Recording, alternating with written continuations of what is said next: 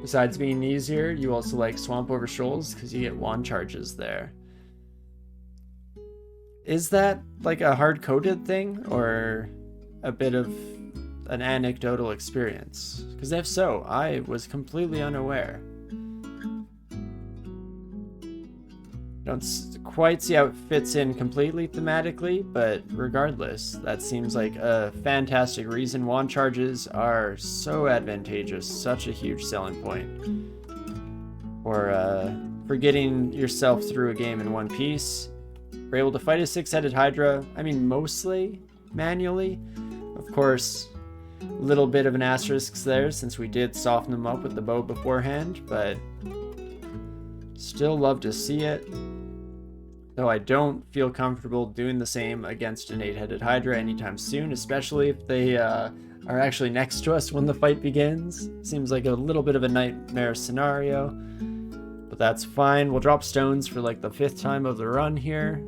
Maybe I should just go through the effort of throwing that exception into our pickup. Scrolls of Amnesia, guess, can also kind of go for the time being. And you know what, let's not just talk about it. Let's put it into action. Plop down here, no more stones for me, thank you very much. Nessos. Holy moly. +3 longbow of flaming though. I mean, I want that. Don't get me wrong. Unfortunately, I don't think I'm gonna get that from you at the moment. We were just talking about Nessos the other day, actually, and about some of the best ways to take care of Nessos. And one thing that you always want to note is this willpower here, quite low. So we do have a decent number of solutions that potentially involve that. Try and paralyze you. 50-50 shot is okay. Slightly scary, but okay. What else do we have? Unfortunately, no polymorph, because that's the other big one. But as Safid mentions, can the Explodey Shroom beat him? It definitely could. Confusing Nessos would be a great advantage, and likely to be confused with that willpower. So we could try it out. What I might do is try and pop around the corner and ambush this son of a gun. So I'm going to take 2 steps. I'm going to grow a Ballistomycete, or Ballistomycete. We fail the 10%. That's bad. Very bad. You polymorph Nessos into a king frog. It was wonderful. That sounds beautiful. You mean he can't shoot through briar patches? He cannot. No. So we can definitely use that to our advantage here.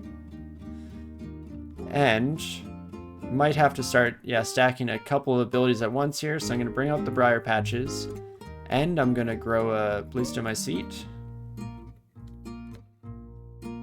Nessos, please get away from me. We want to be slightly cautious here because, again, these spores are going to blow up a little bit. But hopefully our plants are a bit of a protective wall in that regard. Nessos is going to get hit here. Hopefully you get confused, you fool. That's right, you dumb horsey bro. You suck. Fantastic, and there we go. We do manage to kill them.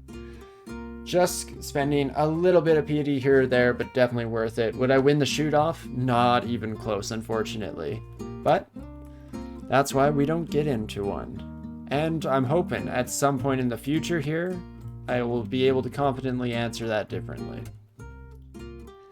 Will help, of course, getting this lovely bow. So with our current bow, we're attacking at 0.6. Let's see how the longbow looks. It is once per turn. Honestly, that's better than I expected. We could obviously train this up a little bit more to get it under 1 per turn. Don't know if I'll train all the way up to 20 immediately here. But I will train a little bit more bows. Again, just kind of on the back burner here in the background. So that'd be great. Go fat ass indeed. Yeah, we owe everything to our great bushy overlord. Let's see how this longbow works. We should be able to just absolutely destroy the majority of enemies at this stage in the game. Flaming being quite a good brand on a longbow as well because of that ridiculous base damage. So you love to see it. And in fact, let's make sure that this is thrown onto the A key so we can auto swap between that and our incredible quarterstaff. And now we are cooking with gasoline, my friends. So let's get some. So you thought badass piety doesn't go down with time? Hidden advantage? To some degree, for sure. I mean, in general, I try my best not to putter around too much, so I don't see it being, you know, the be-all, end-all for me, in particular. But it is a nice little extra advantage, so we don't have to worry about piety going down as long as we don't attack plants. That's the only thing FedS cares about. If we accidentally injure a plant, we don't immediately get excommunicated or anything like that, but we will lose piety and upset our best plant friends. So we'll try our very best to avoid that. Fortunately, with something like Ignition, even though it's a blasting AoE, it specifically ignores friends, so that's going to be a lovely choice in the future to make sure we're not making any regrettable decisions. You don't definitely just have to take you two upstairs in case we get petrified. Don't exactly want to be completely surrounded. Recollect our arrows and get back into the thick of things. You just tested Divine Exegesis in Wiz mode with the minus cast, and casting is not allowed. The game gives the message, something interferes with your magic. Oh, that's too bad.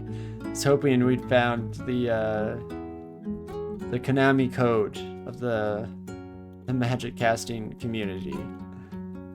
But it makes sense still. The devs think of everything, don't they? Can't sneak by with a technicality. Not today, at the very least. We'll get him next time. Don't say Maxwell's. You lost because you put it on. Yeah, sorry, Safed, for the trigger phrase. I apologize profusely. Of course, of course. It's basically the exact same way I feel whenever anyone even mentions the word Tengu these days.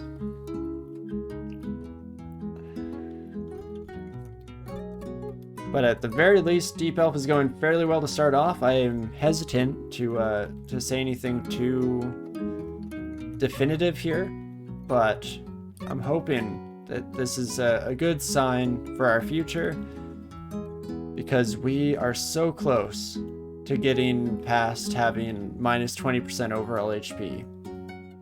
It's going to be such a beautiful world. At least until we get to, like, feel it in the future. Also, I do not want to lose all my arrows to deep water, Electric Eel, if you could be so kind. Perfect. Ooh, and we do not do as well against the Komodo with our new longbow as with our staff. The nice thing about the staff, of course, is that we do drain enemies, so especially with those relatively high hit dice foes, we get a few different advantages, as long as we manage to hit, of course. Maybe something we'll have to keep in mind going forward here. Now, what else can we drop? Definitely could drop these enchant armor scrolls temporarily here. Save them for a later date. Are we slapping on regen or keeping spirit? It's a tough one. I mean, regen is arguably the strongest amulet in the game. In terms of these base ones, of course, artifacts put to the side. Garden Spirit is really nice on the Deep Elf in particular, just in case we come up against an enemy that has that one big smack attack. You know, the first enemy we come across that has something like Iron Shot or Lahudibs, I'll regret the change. But I'm tempted to do regeneration, especially since we can always bring up our plants and use that time to heal. We will have to be slightly careful with that. Oh, whoops, I don't want to drop you. I got excited talking about you and wanted to put you on, my friend. So let's do that. There will be huge changes to ranged combat. Oh, really? Is that in some of the change logs or the commit notices? Or messages, I should say? I'm very curious what kind of changes they'll make. I feel like ranged has always been in a very kind of weird place, and it's a very hard thing to balance, right? Because it is so subjectively strong. while being objectively a little bit trickier to nail down. So I'm very curious what kind of decisions may be made in that department and how that will affect certain gods like Fedhas. Even Dithmenos, kind of to a certain extent, because Dithmenos allows you to double up on your projectiles. That was another god that I'm always tempted to take on a bit of a ranger build like this, because it is very strong to be able to double up your shots. You do have to survive until that high level of piety, and you don't love the I was gonna say the Umbra effect, but is that even a thing anymore? I feel like when it was moved over to Night Stalker, they got rid of the Umbra affecting things on that side. But oh gosh. Oh, that's layer 6. Oh, no wonder. Yeah, let's not go to layer 6 right now. That's absolutely terrifying. Oh boy. But there we go. We get to the end of layer, or at least as far as we're willing to go at the moment here. And now we have to start thinking about our future. Probably in the short term, gonna just head back out to the dungeon, potentially even go through floor 1, maybe some of floor 2 in Orc, and then Swamp before Spider is my guess. If I had to just throw one out there, Spider is gonna be absolutely terrifying. We have the poison resistance to deal with both of the S branches that we got, so that's fantastic. And it is one of the times that I'm not too bummed out about not getting shoals, because it's unlikely that we'll be using throwables in the future. And so we don't exactly need the ammunition. Similarly, we're not using slings, so we don't need the sling bullets from all the satyr hordes. So with that in mind, let's head back out to the dungeon, shall we? You know, I was thinking to myself, I'm pretty sure that we left a Hydra wandering around. And there's the confirmation. So to avoid that becoming an issue in the future, let's find this son of a gun and take you down. Beautiful. Again, the longbow is just doing so much work for us here. I'm very happy to have found that early on. Sure, Nessus was scary, but it is beautiful. Umbra still has an ego in the game. It can be found on the Ring of Shadows. Yeah, that makes sense. I thought Ring of Shadows and Night Stalker were the only two sources of it now, but I feel like there used to be more, right? I might just be thinking of the fact that Night Stalker used to be a demon spawn mutation and just conflating things in my head. Wouldn't be the first time. That's good to know. And it's funny, with the ranged attacks, you also have to really balance it in regards to Baraki. Because I haven't played the Baraki species very much, but they do have that extra line of sight gap, and it makes ranged weapons exceptionally powerful in their hands. No longer have to worry about centaurs. They used to be the kind of sneaky, overpowered case for ranged weapons, because having high move speed just meant that you always ran away from your enemies, while petering them with blows. Hello, Psych. Don't think we want to fight you, but you shouldn't be too bad either. So let's just start it off. If we can just hit with a couple arrows. Beautiful. Our pack is full, unfortunately. Some of the changes are unlimited ammo, dexterity instead of strength for damage, armor encumbrance affects attack speed, slings become high skill one-handed weapons, and bows high skill two-handed weapons, and crossbows are the low skill weapons, except for the triples. Interesting. I like it. It makes sense a lot, or yeah, it makes a decent amount of sense with the kind of realistic interpretation of the scenario, because of course that was why crossbows came into mass production at a certain point in history, is because you didn't need to train someone to use a crossbow. It was the first gun where, you know, you hand it to someone, they pull a trigger. It's that easy, folks. And so it was absolutely huge for, you know, equipping your castle defenders and whatnot. So it's interesting that they're taking that angle. I don't know how to feel about the unlimited ammo, because I've always kind of enjoyed the ammunition game. It is tedious to a certain extent and does limit ranged users, but I thought that that was kind of a fun representation again of the realism of the scenario, because, you know, we all like to joke about the fact that in movies and TV shows, you'll have characters that, you know, are just constantly pulling new arrows out of the quiver, never getting even close to running out unless it's dramatically important to do so. So having to resort to having some semblance of melee skills, I always found quite fun, but it definitely follows the creed of trying to get rid of some of those tedious aspects. I mean, getting rid of spell hunger. A lot of people thought that that might get rid of some flavor in how you'd play a spellcaster, but I'm pretty sure since that change came down, most people are just happy. It just works. It's so nice not having to worry about spell hunger, rather. So I'm hoping that it would take a similar direction to that. But Boulder Beetle, absolutely brutal. So what do we wish to do here? You saw that I started to read a blink scroll, but then I realized that that's probably not necessary. At the risk of making myself the fool, I'm actually just gonna fear you.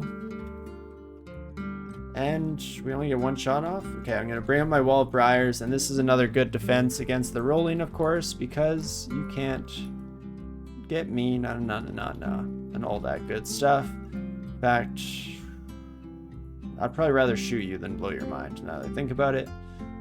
Could have also just escaped over our Briars, of course, but it all works out fantastically. And a Ring of Seeing Invisible, I definitely would like. Who's not very good at limiting. That's true. I mean, even you can see now that the start part of the game was very much defined by our arrow struggle, and now with 308, unless I'm very, very silly with how I use my arrows moving forward, I should be okay to make it through the rest of the game. Just becoming the gun launching Gatling gun that we all know and love. And again, this longbow very much takes all the credit for how this run is doing in the short term. Absolutely incredible. Sonya. What do we wish to do against you? Can I paralyze you? I can actually fairly well. So let's start with this. Oh my gosh, that was fast. You at least don't have a weapon of distortion, so that's nice. And let's see, how does paralysis fare? 50%? I'll take it. And that is beautiful. I do, again, really want these Curari darts. Let's even drop our poison for those. Fantastic. And my Manticore friend. Nice try, but I don't need to move, so your barbs do not affect me. And we'll keep it moving here. You guess some people didn't use ranged weapons before Zot and then just used their 500 plus ammo to get through that. Not uncommon, I'd say. Especially depending on your luck. I feel like we got very lucky in the distribution of arrows. We got that Centaur pack nice and early on. But I could see that being a thing for sure. And we get the +1 Helmet of Space that allows us to fly and our corrosion and still matches our boots. It's a win in every column on the table there. Absolutely love to see it. And Spellbook is interesting. Don't know how much I'd really want out of here. Guess we can take a quick peek, can we not? No. Book of the Sloth. I mean, statue form. I do always want statue form. You got me there, game. So maybe I'll mark that one as a potential in the future, depending on how much we train in that department. Also, I should really go and snag up these gloves. I was hoping for archery, but probably a little bit too much to ask for. And instead we'll put those on. Oh, and they're more like bracers than arms. That's cute. Let's see how we fare against a few centaurs. Actually, let's not. This was very dumb of me. Better to reel them in real quick with a false sense of security. And then let's just slaughter the herd here. And again, this is just going to be more arrows for ourselves, so I cannot complain whatsoever. In fact, let's stop doing things manually until we're forced to again by the game. Whoopsie daisies. +3 short bow, another longbow of flaming, not better than our current iteration though, so we can just keep her moving here. Slings suffer a bit from not having sling bolts. Their stats were not nerfed as badly as bows and crossbows. So yeah, if they go to that unlimited ammo standpoint, also, I see you, eel, standing in deep water, you son of a gun. Let's ignore that for now so I don't lose too many arrows and just move on. That honestly does work better, except for the centaur. Oh gosh, breaking the door. Oh no, this is quite rough. We should have gone for the steamed eel strategy. Probably would have done us a little bit better, but that's fine. We can take you down, sir. Switch over to our bow. Boulder beetle also potentially being a critical concern here.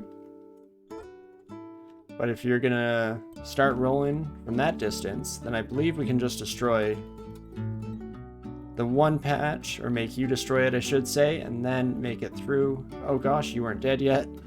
Whoopsie daisies. But there we go, now it's all good. But I was curious if slings, do they always count as using sling bullets now? I got so distracted by the scenario there, but that's what I was going at the first part. Because that was always an interesting part about slings in my mind, was that you could use stones and have to switch to the big guns as necessary.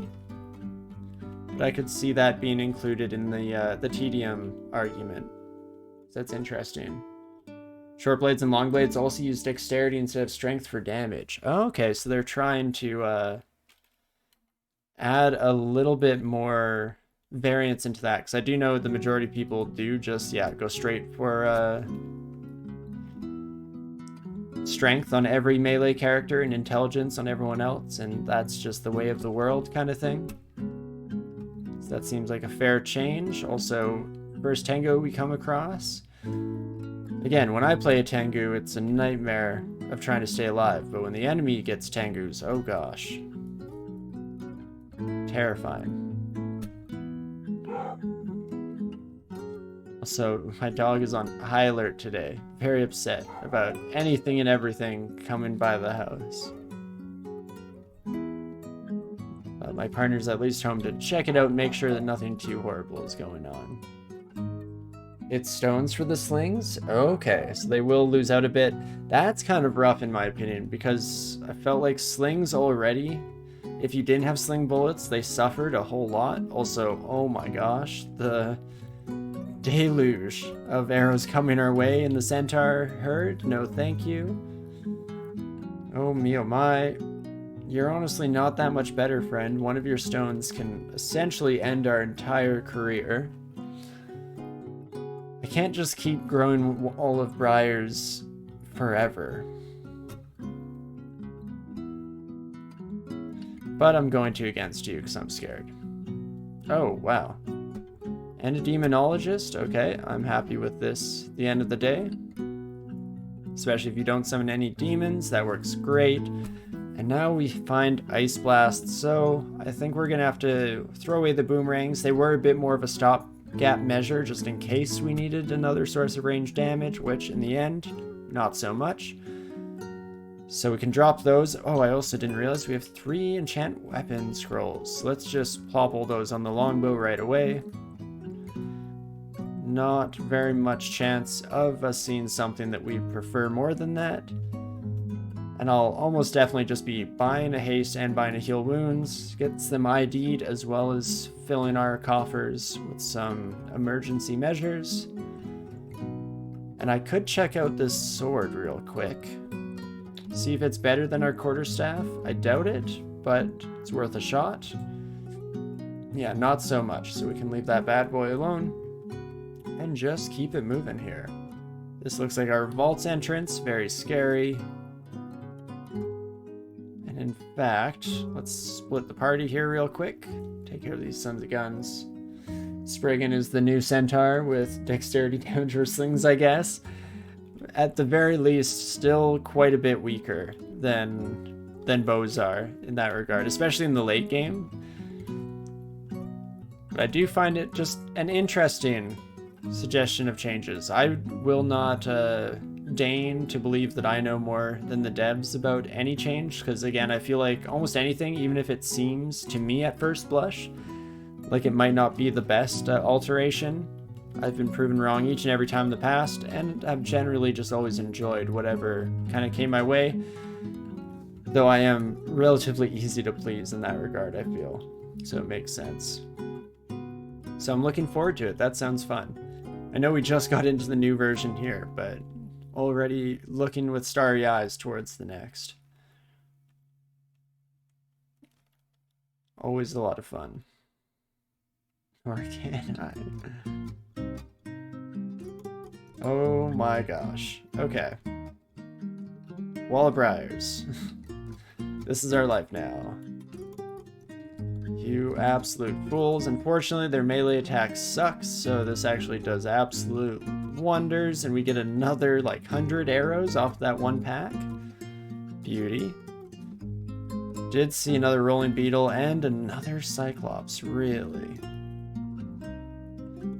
You live like this game? Let's just wait some turns for the beetle to stop rolling. Rinse, repeat. In fact, I probably just want to use some curare on you real quick. Go back to quivering our arrows, and that should do the trick. Beauty. I mean, at this point, why would we not just Briar whenever?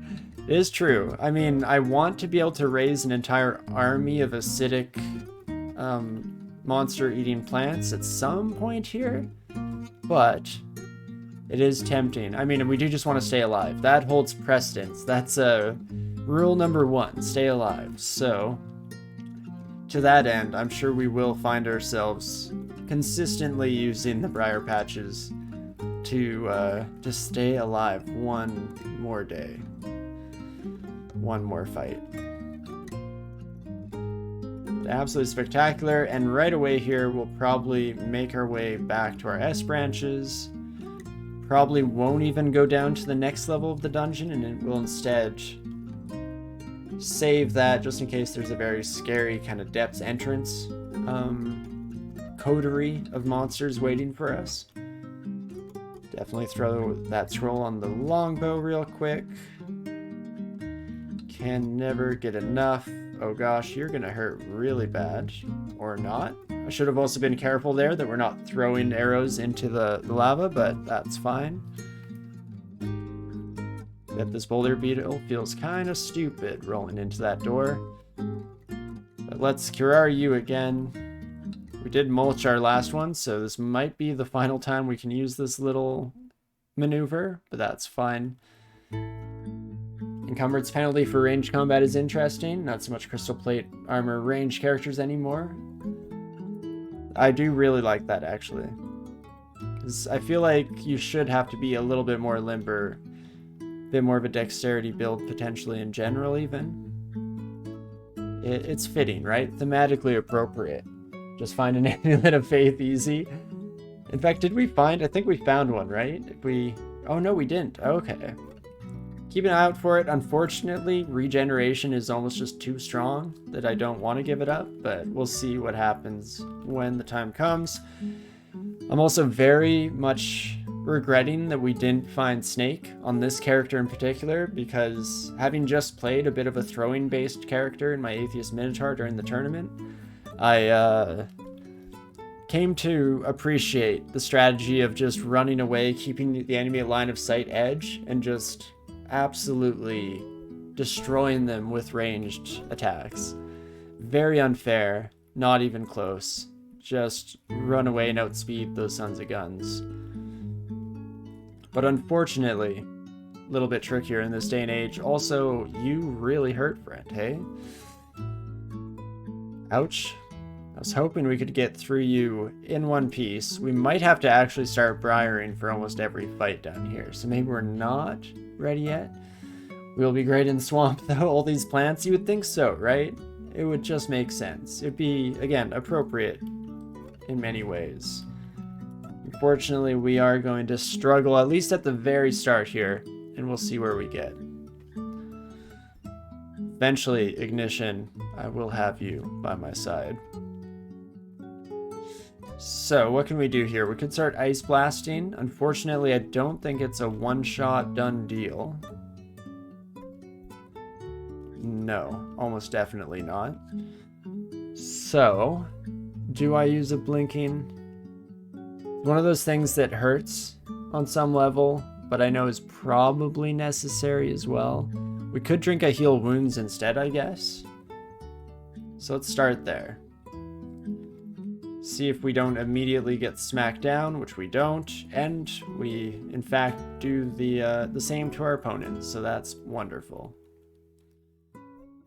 I'm also used to swamp worms not being a huge deal, but they will be on this character because we of course have no shielding score, so it's quite likely that we get grabbed up just like so.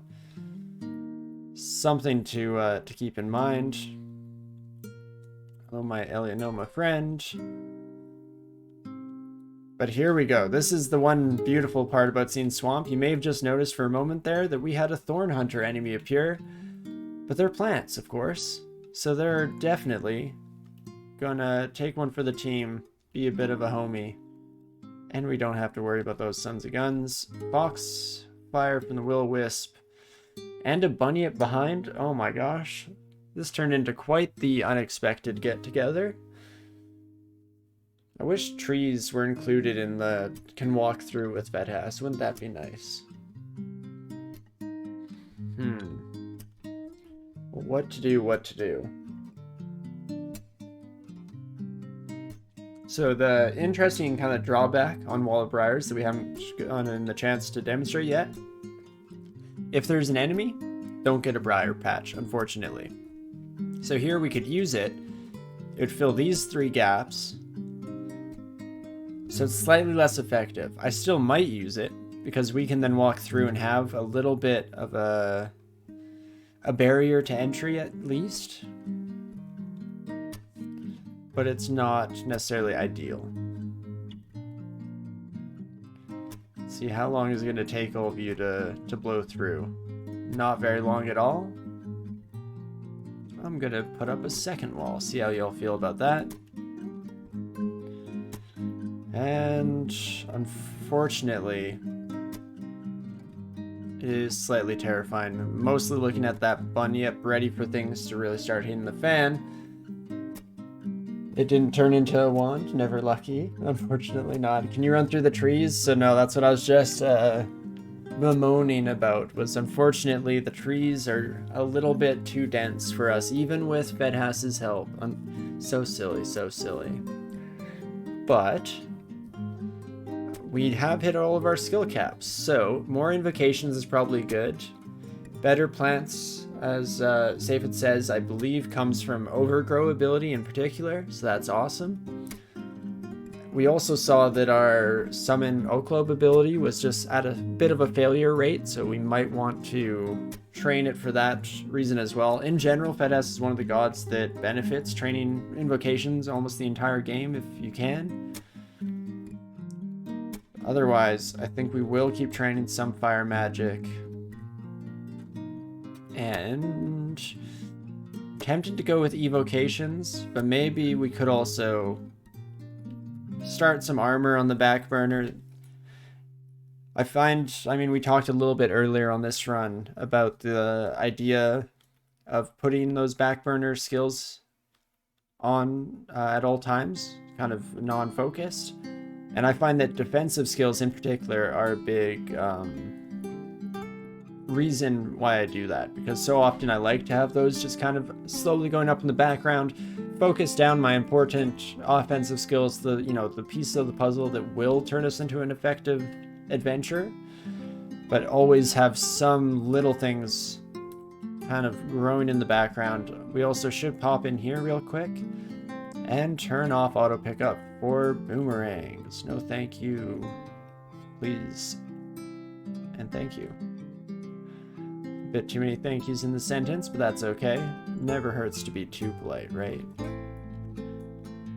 And my Lychee pal, slightly concerning to go down to half health almost instantaneously, but we're okay to finish off the fight real quick. Oh boy. Now this calls for some more briars because I do not like being shoved, and we already saw how terrifying the alligator alone was for us. And unfortunately, things are not getting better. I'm going to throw out another wall of briars. Fortunately, the majority of enemies in this game are a bit too dumb to walk around these walls, because otherwise, a bit terrifying. In fact, ooh, you're gonna run us down no matter what I do here. We don't want to go over our patch because that is a bit of a slower walk. We have flying, so we can go through the water, but of course with you being swift and whatnot, doesn't exactly help. So do we want to drink another healing? Or maybe this time around, I will once more turn myself into a tree. Pretty much come to regret it immediately, but at least we have the extra AC. And we managed to survive the first encounter here. This is why we generally want to be able to just run upstairs at any given moment and get the heck out. What does Overgrow do? So it actually, I believe, it turns the walls of the dungeon, out of the normal dungeon, into plants. And what kind of plants you get, yeah, it's very much dependent on invocations. If we take a quick peek here, permanently destroy a wall-like structure, growing a short-lived plant ally in its place. Even a tree will give its life to support the will of Fedhas, and only truly indestructible walls are immune to this power. So this is actually one of the cool abilities that is not quite as strong as Luganu's Corrupt ability, but still allows you to break through those kind of really strong stone walls. You can actually overgrow through them, which is pretty sweet. I think potentially even Zot, even though that might be a bit of a holdover from back in the day, and it's no longer able to go through the Zot lung walls at the very least. We'll have to see when we get there what kind of creative problem-solving solutions we have at our disposal. And until then, just stay alive, if possible. Wouldn't that be nice? Didn't realize it worked on trees, though. That was kind of funny to read, so I'm glad that you asked about it, Safid, because that's very helpful even in this area. I also thought that it worked a little bit more like Luganu's Corrupt and was a bit of a passive thing, but it turns out that it is targeted at one block, which is kind of interesting. In fact, I think it costs a lot of piety. Or at least relatively, you know? So, might want to save it for when it matters most, and for now, we'll just try to get by growing briar patches where necessary, and being happy with whatever life hands us, make lemonade, and all that good stuff. You think Servitor is great at addressing mana problems? The best.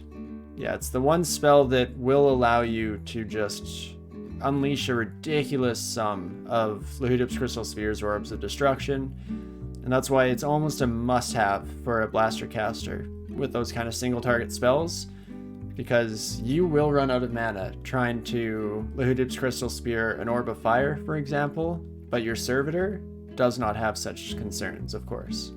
So it's a thing of beauty. Getting several DCSS for 7 mana is a great bargain, especially since you can spend that 7 prematurely and regen it before combat. Exactly, yeah.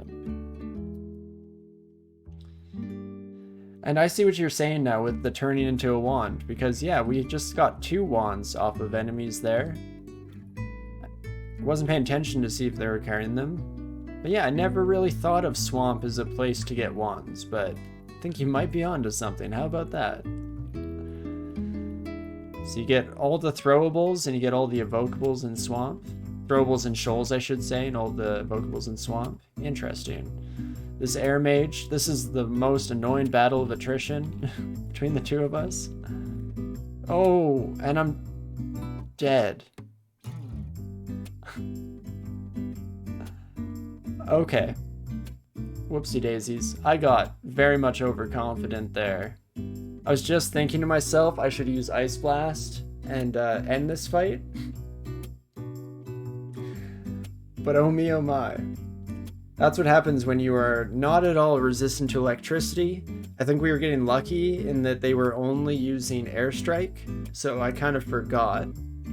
Turns out the Spriggan just got sick of this battle of attrition BS and decided to end it all in one fell swoop. Oh no, dang it, this was so close to taking off, and I was very excited to show off some of the advantages of a ranged build. I mean, we saw it a little bit with having the longbow flaming and being able to just shoot down everything as it approached, but that's what happens when you let your guard down in DCSS, of course. Such a shame. Poor Legolas. Oh my gosh. Well, I'm embarrassed slightly by that, of course, but all part of the fantastic game. And die with 4 scrolls of blinking, 2 summoning. Oof. Oof. Not fantastic.